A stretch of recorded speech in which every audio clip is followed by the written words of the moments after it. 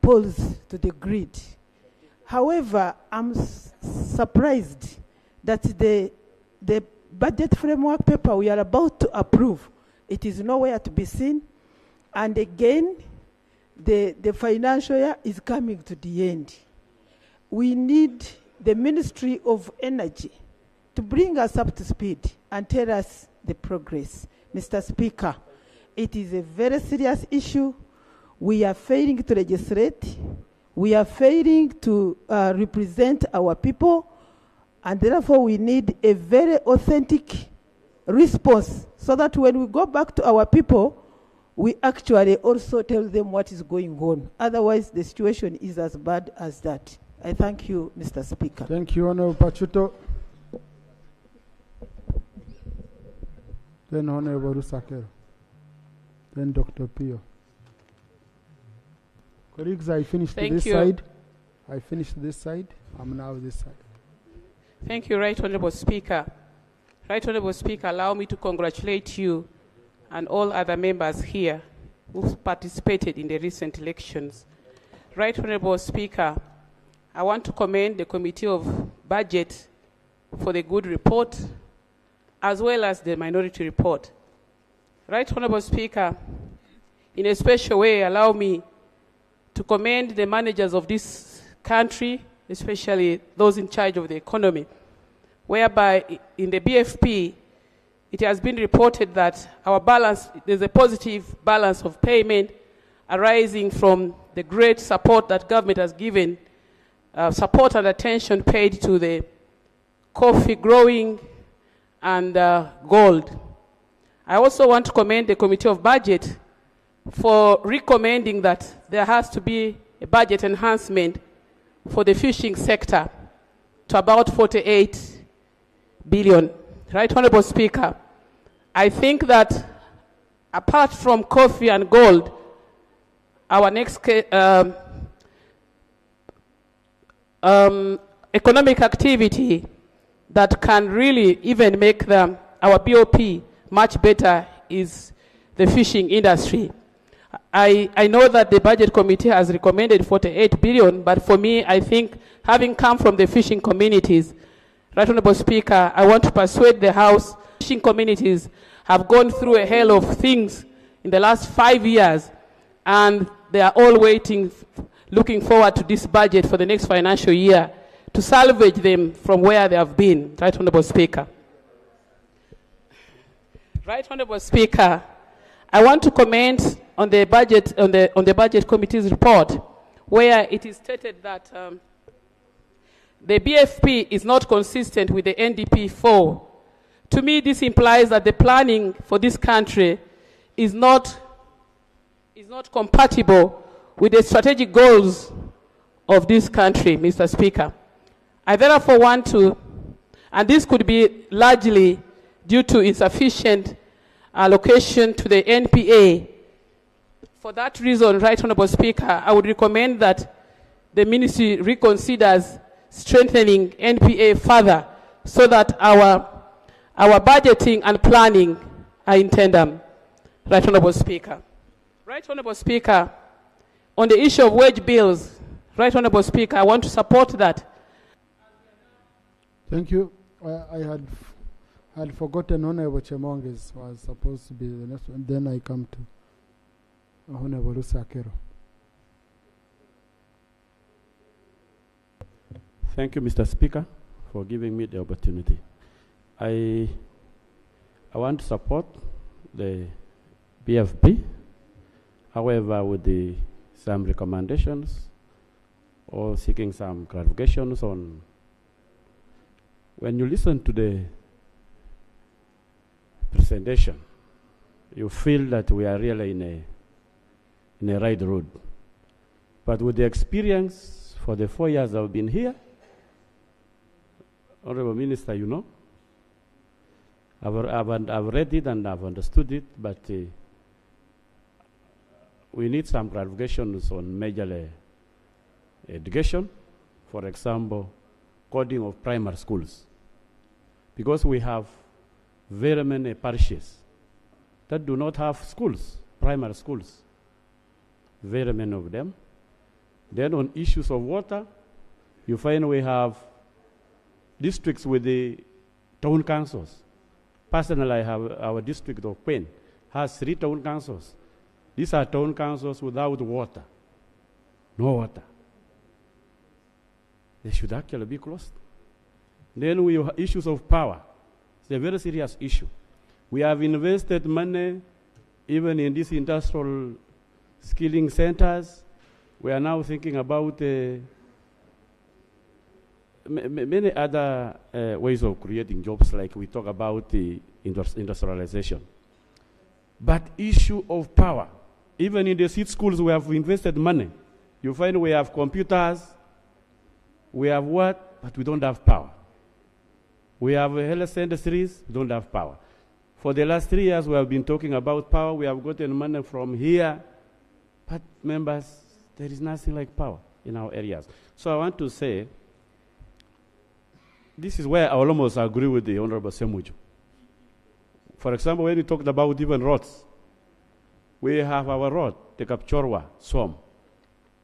They are saying the road is complete, but there are very many components that came with the road that are not complete. The town council roads. In my town council, that's Benin, we were given 3 kilometers of the town council roads. They have only done 1 kilometer. They have left 2 kilometers. The road, and they are saying the road is complete. So everybody is worried. They even prepared the roads that were to be tarmacked. So, Mr. Speaker, thank you for giving me the opportunity. I would be very happy, and I think even to members, if such things are clarified. Thank you. Thank you. Thank Honorable you. Mr. Akero. Thank you, Mr. Speaker. Allow me to thank the committee and also the minority report. Mr. Speaker, I want to start from what my colleague stated about the seed schools. I had actually noted it here. For some time, we have been talking about this. And if we are talking about employment, just like you said, Honorable Minister, this is one area that would find many of our people employed. Unfortunately, not seed school are the primary schools which were coded, but up to now they are not operational. And then too, I want to applaud you. The policy on SAGE was amended and the age was reduced to 65. That's really a plus, and my people are very happy about this. And I'm also happy that it has been accompanied with I think, some funding. I hope it goes up to the end. And then, Mr. Speaker, our policy on health centers, very clear. Unfortunately, this is not being implemented. Many of our sub-counties in Uganda still don't have health center 3s.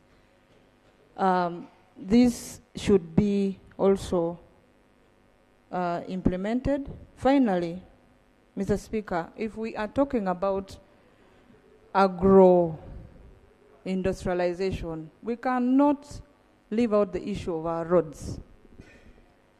I remember there's a time we sat here as Parliament the whole day and we were talking about the state of our roads.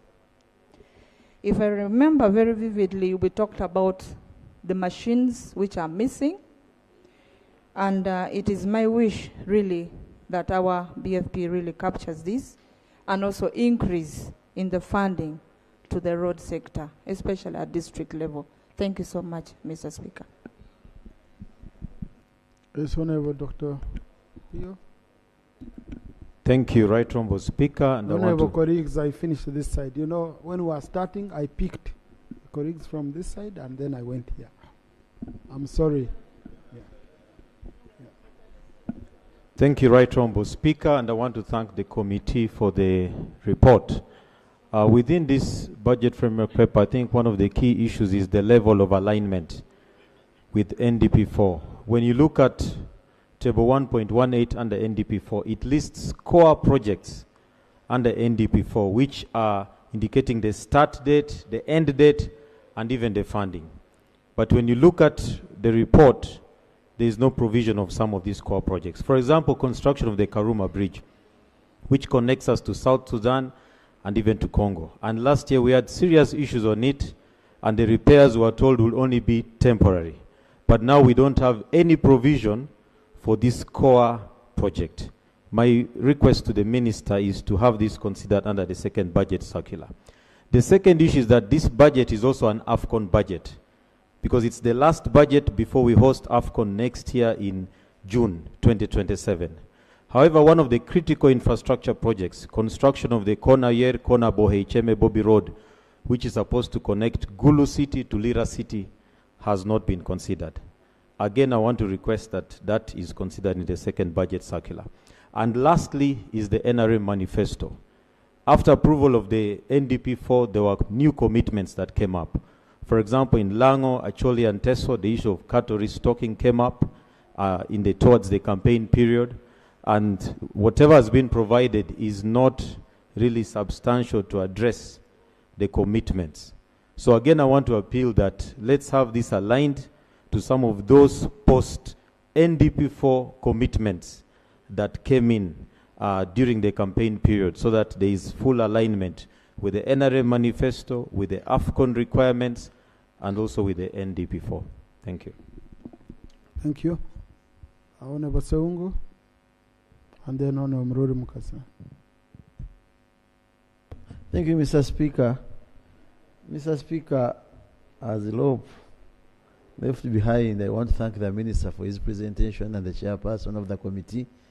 But in my humble prayer, before I look at the issues, when you look at the minority report, Honorable Minister, the Busega Express Highway, now we are in 4 years, Masaka Road being closed at MPG, and no work is going on. Can I make a humble plea through the Speaker that since there's no work going on, kindly open this road for a time being. When you resume work, then business goes back to what you want. But imagine for 4 years, 4 years, we are going through MPG. And the tarmac within MPG will not be given consideration when the road is worked on. So what do we lose? Because they have put permanent fixtures on the road, vehicles which have had accidents are placed on the road, but within your powers and the Ministry of Works, sit and agree, open for us this road. Otherwise, the jam we are facing is too much. Mr. Speaker, sir, I do pray and seek, since you and the Minister of Finance, Honorable Junganda, agree on this minority report, some of the areas, why don't you sit and agree on some of the issues raised in the minority report?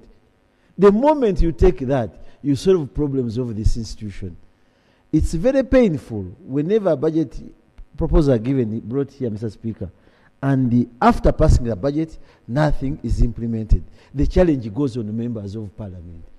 The same members did not support the budget. But we as the institution, as an arm of government, we give you all the support you want. What makes you fail to get counter funding? Is it parliament or the weakness is on your side? That question is between you and your office and Minister of Finance. Mr. Speaker, sir, borrowing, non-performing loans. I don't know how much I can talk about. I am very interested in talking about teachers and their salaries with the commitment given by government. But should I come on the floor and say we should also borrow money for financing salaries? It shouldn't be me in this suit I'm putting on. So, but, Mr. Speaker, for me, I don't have more than what I can say from the minority report. It's the duty of the Minister of Finance and your team. Look what is in the minority report. Look what members have raised, so that we avoid every time going for supplementaries. Yet the planning is on your side. Mr. Speaker, that's what I can say. But the issue of Masaka Road, since both of us, Mr. Speaker, use the same road, there is nothing wrong by opening up that road for a time being, and when you resume your contract, your road, then you close it as you work. We have provided money, now they should resume work and finish. Yeah? You remember we passed a loan here. Yes, Honorable Minister Mruri Mukasa. Thank you very much, Right Honorable Speaker. Let me also take this opportunity to congratulate you and the rest of the members here for having gone through a very hectic election exercise, and for you who succeeded, congratulations. And those that didn't, there's still another time. Right Honorable Speaker, I would like to thank the Minister for presenting this budget framework paper. It's very good. However, when I looked at it, I found there's one big element which was not included, maybe by oversight, maybe not, and that is the enhancement of salaries, particularly for the arts teachers and the local government workers. We've been here many times on the floor of Parliament over this issue of enhancement, and as a government we made commitments. We made commitments to the teachers, the unions, and so on. Yes, that come the next financial year, there would be some enhancement. However, when I saw it here, there was nothing. I saw 0, 0, 0. That does not augur well. We presented a budget to the Minister of Finance, not only for the teachers, but for the entire workforce. Some of the workers there have not been enhanced since 2014.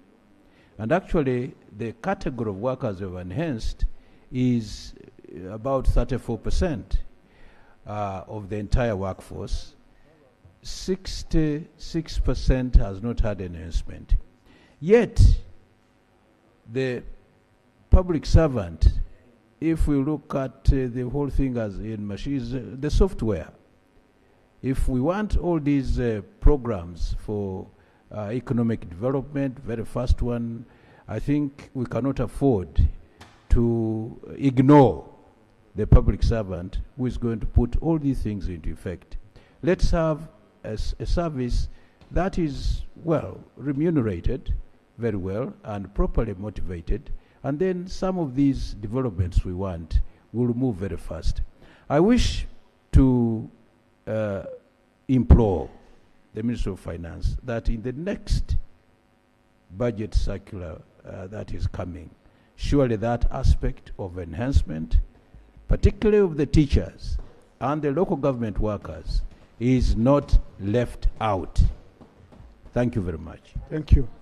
Now, Honourable Minister, I don't know whether the second budget code circular comes to Cabinet, but I would urge that also be alert in Cabinet, because whatever comes here is from Cabinet. So be alert and we ensure we don't miss out. Thank you very much for that prompt. I've actually been alert, and my colleague here is aware that when it comes to that, I've never slept. Yeah. However, for some reason or other, and they promise that they are going to do something, but when it comes here, there's nothing. But one thing must be clear, really, and let it be known. The remuneration of workers is important. If we are going to have this rapid economic development, we must have a properly remunerated workforce, and then we shall see the results. Challenge us. Thank you. Let's have this money, and you see our performance. If we don't perform, then you'll be right not to raise our money. But challenge us. Thank you. And I promise, give us this money, and the performance will be superb. Thank you very much. And Honourable Minister, count on us here. We shall join hands with you and the Minister of Finance to ensure this is achieved. Honourable Minister for Finance, if you could start with that point, it would be even the happiest. Thank you very much, Mr. Speaker.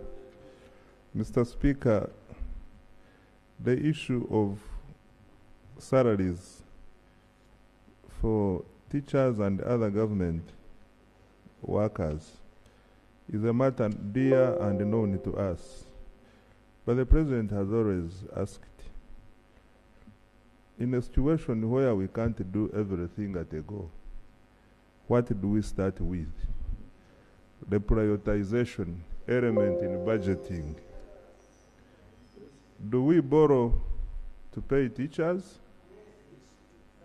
Honorable Sewungo was asking, So, Mr. Speaker, this budget, Mr. Speaker, my main role is in the budget is to show you how much money I have in a given financial year, and together we agree on how to spend it. Mr. Speaker, after the next stage, we will go back to Cabinet to seek approval of estimates of revenue and expenditure. And by that time, we will ask Cabinet we'll put to Cabinet's attention the concerns Parliament has raised, and we get their guidance.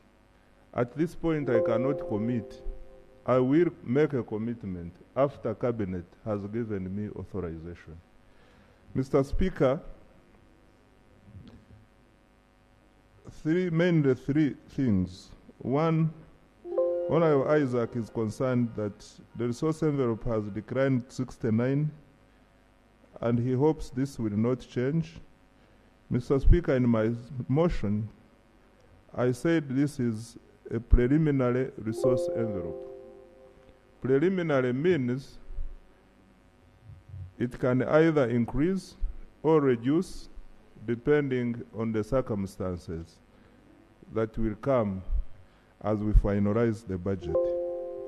But most importantly is that, Mr. Speaker, on December 16th, on 16th of December 2025, I came here and presented the supplementary budget.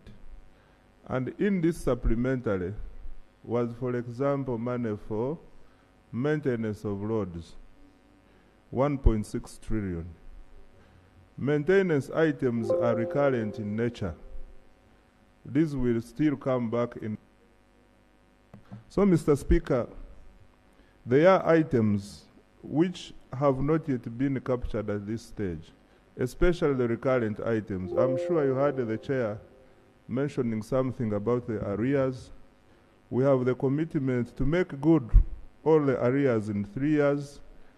And when we look at our numbers, that requires about 1.4 trillion per annum.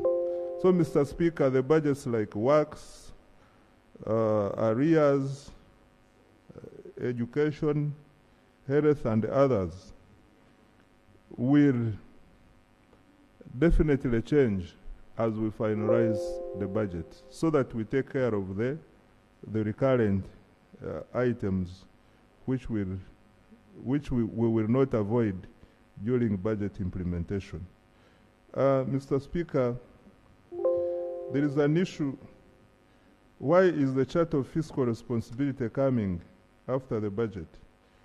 Mr. Speaker, we are preparing this budget, and the speech will be read in June.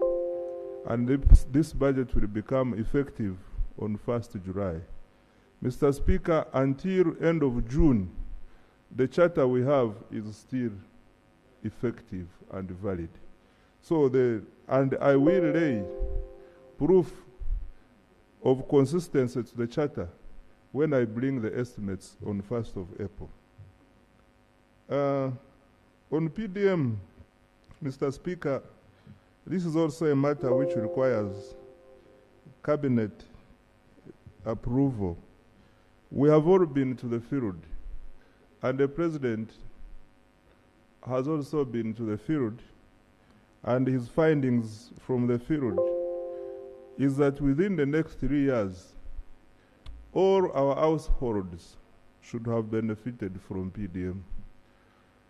I have, for example, in my constituency where I've been campaigning, I have parishes with over 1,500 households, and other parishes with less than 300 households. And all these households are getting 100 million per annum. So I am of the opinion, for example, that the big parishes should get more than 100 million. But this will require me to go to cabinet and seek the president's guidance about it, and subsequently it will require me and get the input of Parliament about it.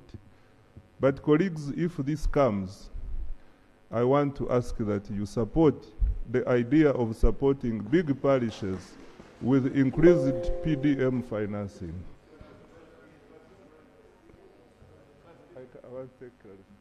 Thank you so much. My question was so much on whether we've done any review to see how effective it is. Not on the allocation. The allocation is very good, the disbursements are okay, but how effective is the program vis-a-vis the money we are injecting in? Okay. Thank you so much, Enos.